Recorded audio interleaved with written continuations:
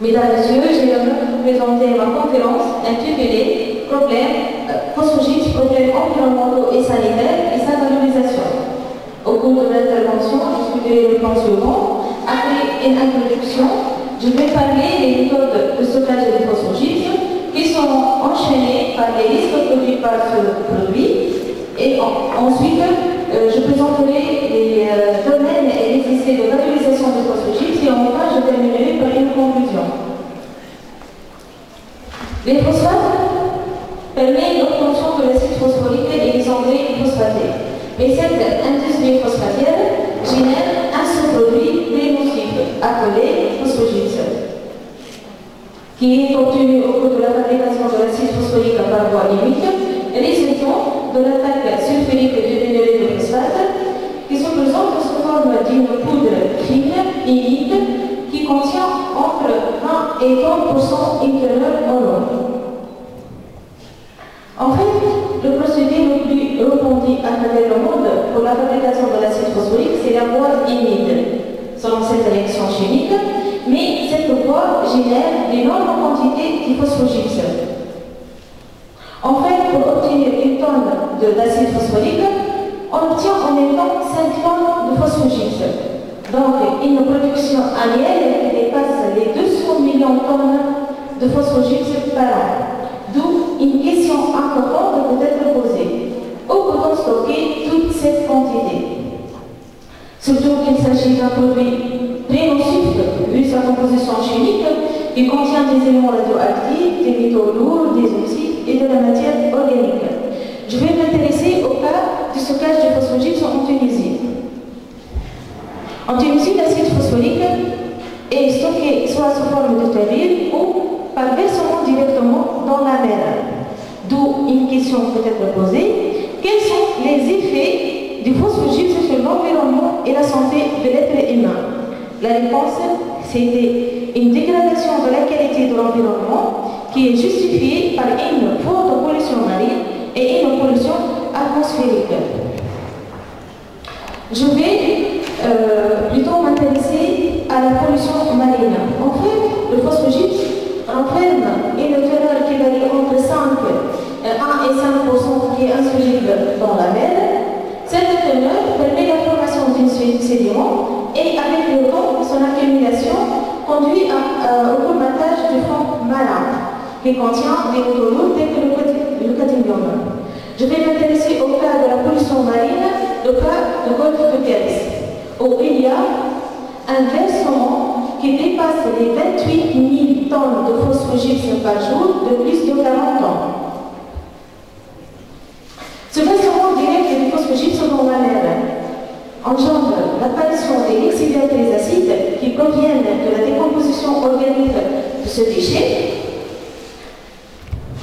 et également engendre ce versement direct du phosphogypse une catastrophe écologique et une forte pollution marine comme le justifient les photos suivantes.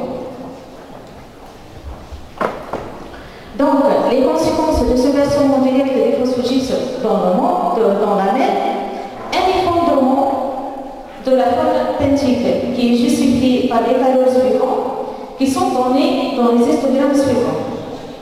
On remarque bien une chute grave de la biodiversité du golfe de Guernsey, par exemple de 1965 à 1990, et une régression importante du nombre d'espèces recensées. Juste on voit que durant 9 ans, il y a une diminution de 44 000 espèces recensées au sein du golfe de Guernsey. Donc, à côté de ce effondrement de la faune benthique, on a remarqué la régression des herbiers de Posidonie, également la désertification des fonds de la mer et l'apparition fréquente des eaux rouges. Donc, à côté de cette forte pollution marine, s'ajoute également l'impact visuel négatif des zones côtières à caractère urbain, qui provoque des obstacles pour les activités maritimes, telles que la pêche, le tourisme et les loisirs. Donc,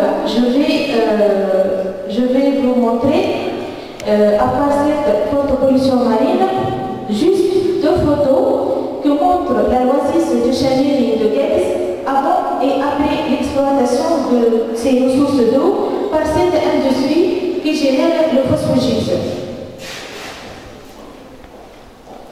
Donc, cette forte pollution marine et cette catastrophe qui est réellement une massacre et un type grave de terrorisme, elle est due à quoi exactement? Normalement, elle revient à la composition du phosphogypse. Donc, la réponse elle est donnée sur cette carte qui exprime les variations de l'impact radioactif généré par le phosphogypse. On remarque que dans cette zone qui est la zone de golfe de Guedes, l'impact radioactif généré par le phosphogypse est 4 fois la dose maximale retenue par la Commission internationale de la production nucléaire. En fait, le phosphogypse contient des isotopes radioactifs tels que l'uranium, qui se désintègre, qui est un élément instable, qui se désintègre en d'autres éléments radiotoxiques, tels que le thorium, le radium, le polonium, qui sont les responsables des maladies dangereuses, telles que le cancer des poumons et la leucémie et les troubles génétiques.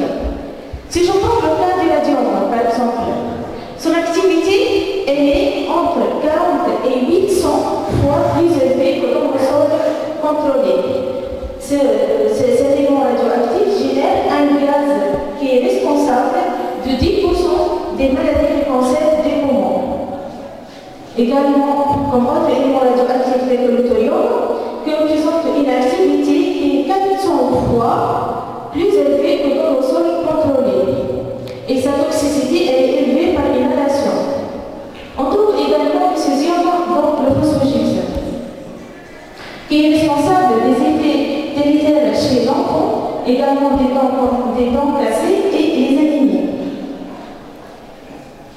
Tous ces éléments radioactifs et les métaux lourds passent directement, malheureusement, dans l'alimentation de l'être humain, ce qu'on entraîne l'apparition des malformations à Guedes et d'autres maladies qui sont très dangereuses chez surtout les bébés.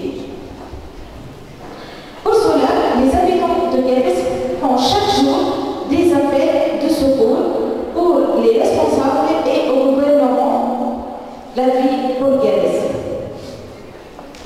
Mais pour minimiser au moins ce danger de ce polluant qui est très nocif, il y a des essais et quelques domaines de valorisation pour ce déchet, telle que l'industrie des plaques qui substituent le gypse naturel par le phosphogypse. Également dans la fabrication des semences porcines qui utilisent le phosphogypse en tant que régulateur de prise hydraulique. Et on le trouve également dans la composition des matériaux de construction. Et comme autre domaine de valorisation, on trouve l'utilisation routière. Également, le phosphogypse peut être utilisé comme engrais, bien sûr après l'extraction des cépates, ou dans d'autres utilisations, comme charge au pigment de la couche dans l'industrie du papier. Mais la vérité, c'est que pour ces essais et ces domaines de valorisation de phosphogypse, ils nous concernent une modeste partie. Donc, quelles sont les limites de la valorisation du phosphogypse? En fait, l'utilisation de phosphogypse dans n'importe quel domaine nécessite un traitement très poussé, ce qui enlève tout intérêt économique à ces solutions. Également, les dépenses énergétiques qui sont très élevées et même les matériaux de construction qui sont à base de phosphogypse sont limités à des lieux faiblement porteurs. Donc, on peut conclure que le phosphogypse n'est pas compétitif avec le gypse naturel. On peut conclure ainsi que la gestion du phosphogypse reste un problème environnemental et sanitaire, surtout pour les pays producteurs de l'acide phosphorique, vu sa composition chimique. Et même sa valorisation ne peut conserver une modeste proportion des quantités produites, vu le coût élevé en énergie.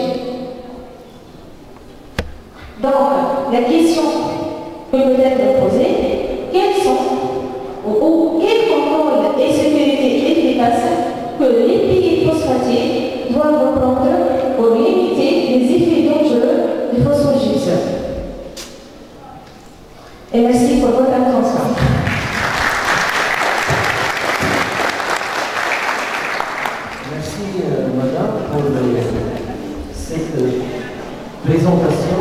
nous a permis d'explorer ce rejet solide, sa nature, les risques associés à son utilisation et quelques solutions peut-être préconisées.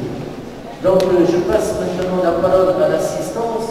S'il y a des questions à poser, s'il y a des interventions, s'il y a des renseignements à demander, voilà. Oui, monsieur.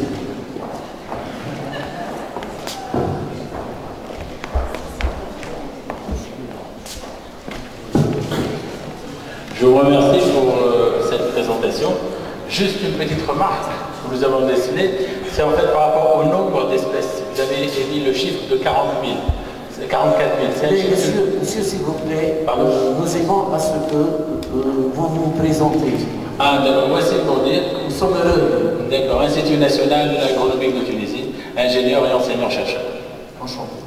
Donc, je reviens à ma question.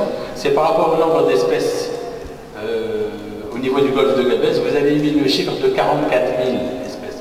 Je trouve que c'est un chiffre.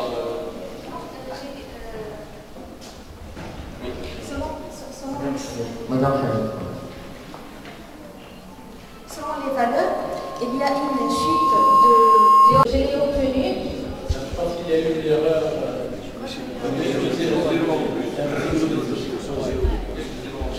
Excusez-moi, mais je demeure sceptique. Je pense qu'il y a... Je me présente, Jamila Botsou ici, enseignant, chercheur à l'Institut national agronomique de Tunisie. Étant biologiste donc, de formation, ces chiffres me paraissent erronés. Je crois qu'il y a une confusion entre le nombre d'espèces et le nombre d'individus.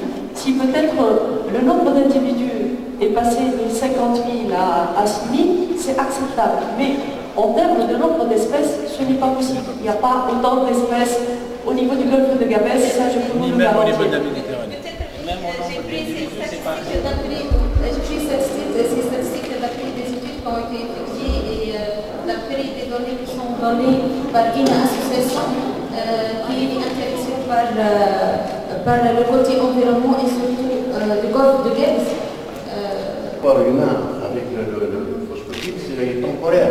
Par contre, si maintenant on encourage les gens à utiliser dans la matière de ce phosphogype, dans les matières de construction, je crois que ça c'est très dangereux. Oui, l'utilisation du phosphogypse dans n'importe quel domaine, ce n'est pas tel quel. Les directement. Non, il nécessite un traitement préposé. Pour cela, vraiment, comme solution pour le valoriser, elle reste très très limitée, vu sa composition. Donc, ces essais sont effectués dans le cas des recherches au cours des thèses de doctorat, etc. Mais vu sa composition, qui nécessite vraiment un traitement préposé, donc il reste juste pratiquement sur le papier. Je m'excuse, le traitement préposé, est-ce qu'il élimine totalement les matières radioactives? Parce qu'il y a l'effet cumulatif, il ne faut pas oublier. Oui, exactement, oui. Merci. Oui, monsieur, شكرا. عامل الدبار mon entourage nous colle de militants écologiques. Madame, j'ai vu à côté des usines comme ville Safira Asfalt, des montagnes de phosphogypse. Est-ce que l'impact de ces montagnes de phosphogypse ont la même chose que le phosphogypse qui est versé dans le golfe de Gabès par l'ICN? Et une autre question, le déversement des eaux pour le refroidissement des usines. Alors, ces usines profitent aussi pour purger quelques unités avec des matériaux très nocifs et très dangereux qui se déversent dans la mer. Est-ce que vous avez étudié cette approche ou vous avez une idée? Donc, l'effet de phosphogypse stocké sur le sol, est-ce qu'il a la même conséquence que l'effet de phosphogypse dans la mer? Bien sûr, les effets du phosphogypse se diffèrent selon la manière ou la façon du stockage. Ce n'est pas exactement le phosphogypse qu'on verse directement dans la mer par rapport au phosphogypse qui est stocké sous forme de chlorure, où il y a vraiment une infiltration qui passe dans les nappes phréatiques et même la pollution atmosphérique. Donc ça n'est pas, mais le phosphogypse qui est versé directement dans la mer, bien sûr, il y a une sédimentation, soit une fraction qui est solide ou une fraction insolide. Donc, pour les effets, c'est selon la façon du stockage. Et le déversement des eaux. Comment? Le déversement des eaux de refroidissement. Les usines utilisent beaucoup de centaines de mètres cubes minutes pour refroidir les usines et ils profitent de purger leur unité de production et les jettent dans cette eau qui se déverse directement en mer. Moi, je suis intéressée au cas des phosphogypses, ce ne sont pas autorisés qui sont générés par cette industrie qui génère même ce produit. Oui.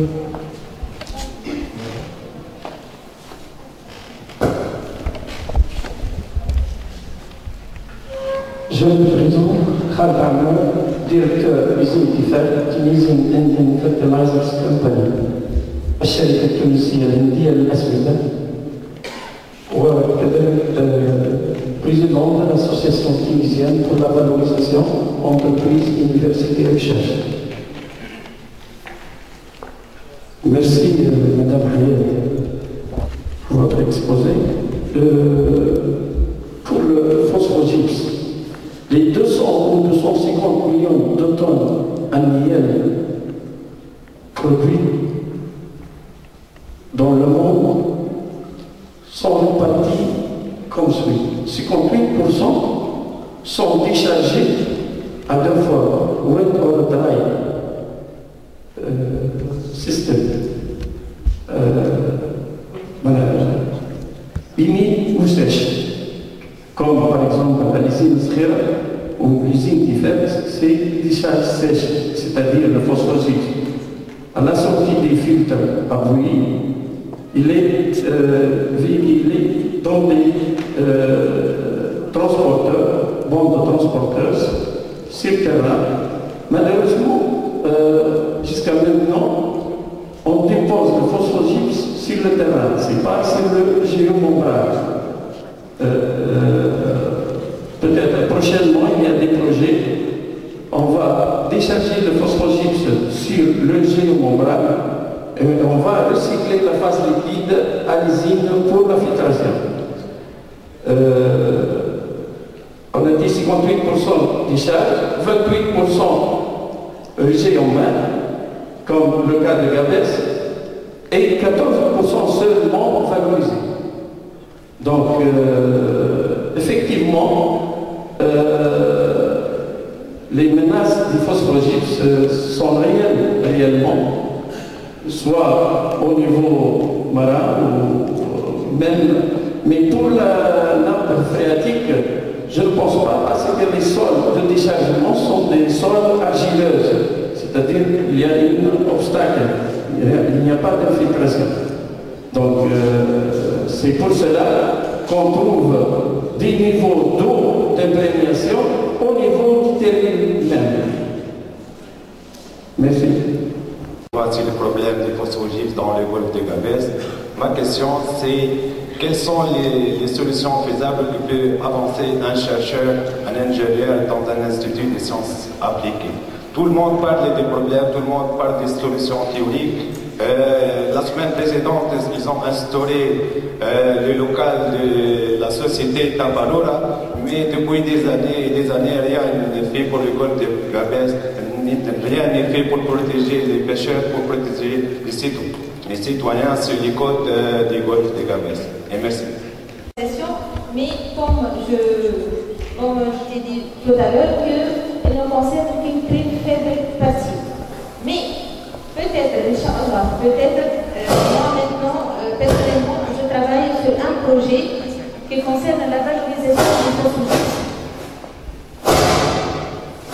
Et la valorisation du phosphogypse avec d'autres types de déchets qui sera un mélange qui peut être utilisé comme des matériaux de construction. C'est un projet qui est en cours, mais comme une solution qui est proposée par les chercheurs ou par les gouvernements ou les responsables, c'est des solutions, la vérité, je vois que ne sont pas vraiment des solutions efficaces qui peuvent résoudre ce problème.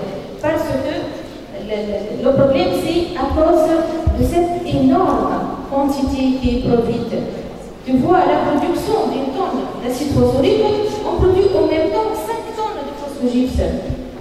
Donc, qui sont des millions et des millions de tonnes. Par exemple, au cas de la Tunisie, chaque année, il y a une production de 10 millions de tonnes de phosphogypse. Donc, le pourcentage du paiement, il est directement versé dans la mer.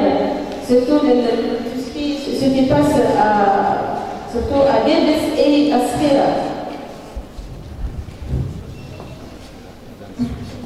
Oui, Madame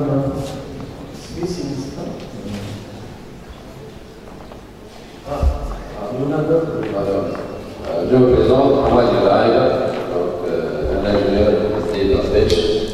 Donc, je souhaite la bienvenue à tous nos invités et je félicite l'association pour l'organisation de cette 3e journée. Donc, ma intervention va être s'orienter vers l'exploitation des ressources marines et l'effet de ce possible sur ces ressources-là. Donc, dans votre exposé, peut-être que ça n'a pas été bien traité. Donc, je demande la répartition de la masse d'eau, une idée sur la répartition de la masse d'eau contenant ce possible, parce que je crois qu'elle avance d'une année à l'autre et peut-être elle arrivera un jour à nos côtes ici. Est-ce qu'il y a une idée maintenant sur l'ampleur de l'action des SWIPS qui sont dissous et qui constituent une autre masse d'eau que celle de la Méditerranée avec les produits qui sont déversés. Donc la deuxième, c'est l'action de ces SWIPS sur les organismes marins qui peuvent résister. Bon, vous avez dit qu'il y a beaucoup d'espèces qui ont disparu, mais il y a des espèces qui ont résisté. Et peut-être il y a des espèces invasives qui peuvent peut-être s'acclimater avec ce produit-là. Est-ce que vous avez des résultats sur la composition, c'est-à-dire l'action de ces produits tels que le métaux, tout ça, sur les organismes marins, par exemple dans les bois des poissons, dans la chair des poissons, est-ce qu'elle entre dans ce que les hommes consomment? Donc la troisième, sur comme je dis, sur la qualité de l'eau, la qualité de l'eau de la mer, est-ce qu'elle a changé? Pour les conclusions que vous avez tirées, est-ce que vraiment ils sont basés sur des données scientifiques? Par exemple, pour prendre le cancer en Tunisie, je crois que c'est multiplié par 10 dans toute la Tunisie. Ce n'est pas quand vous allez dans les centres hospitaliers où ça se traite, vous trouvez que les chiffres, ce n'est pas, je crois que ce n'est pas exceptionnel à Guedes ou au Guedes. Donc peut-être aussi, parce que vous savez bien que l'autre fois il y avait quelqu'un qui est intervenu pour dire que l'agriculture est vraiment polluante et c'était un problème national. Donc peut-être il ne faut pas lancer des conclusions qui peuvent avoir des effets sur la population et qui peuvent qui doivent être bien prouvés. Donc là, quelques autres je peut-être vos recherches doivent avoir un but qui doit résoudre le problème de ce phosphogypse. Est-ce que vous avez des propositions pour résoudre ce problème-là? Parce que je sais on sait tout le monde que les essais de trouver des solutions pour ce problème durent depuis des trentaines d'années. Je crois que même les gouvernements, les anciens gouvernements ont essayé de trouver une solution. Et peut-être ils ont mis beaucoup d'argent pour résoudre ce problème, mais ils ne trouvent pas. C'est le but de la recherche, c'est la recherche qui doit trouver une solution pour ces problèmes-là. Est-ce qu'il y a des solutions? Par exemple, le Maroc produit plus de phosphogypse que nous, je crois.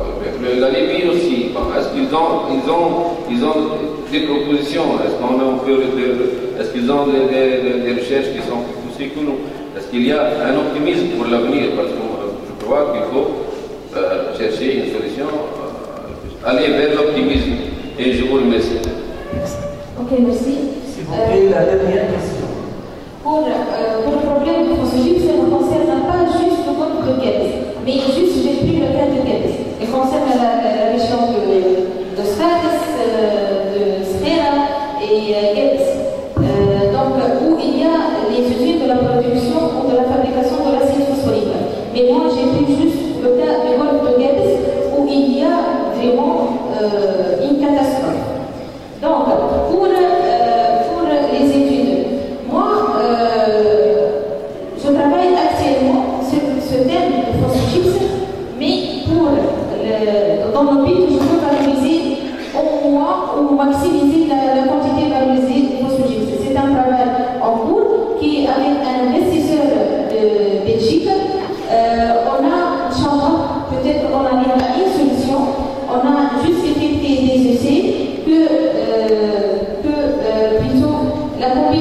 phosphogypse avec d'autres types de déchets peuvent donner des nouveaux matériaux de construction. Ça d'une part. Pour les valeurs, concernant les doses plutôt ou les valeurs des sédiments, soit radioactifs ou les métaux lourds, qui sont accumulés dans les poissons qui passent dans cette chasse marine, en réalité, je n'ai pas vraiment des chiffres. C'est tout. S'il vous plaît, est-ce qu'il y a la dernière question? Pour aborder dans le même sens que le professeur Waïd, personnellement, je reste sceptique concernant la valorisation de ce produit, donc qui est le phosphogypse, surtout pour certaines utilisations qui, à mon sens, risquent d'être dangereuses et présentent une menace pour la santé humaine et pour certains secteurs clés de notre économie, à savoir l'agriculture. Une des alternatives proposées, l'utilisation de ce phosphogypse en agriculture en tant que fertilisant. Ma question est la suivante: est-ce qu'il y a eu des études de coût concernant cette valorisation, donc le coût des études, est-ce qu'il y a eu des études concernant le coût des opérations de valorisation de ces produits? Franchement, je n'ai pas d'idée, mais je sais bien que, par exemple, le groupe chimique tunisien, en 1992, il a effectué des essais de fabrication de ciment Portland à base de phosphogypse.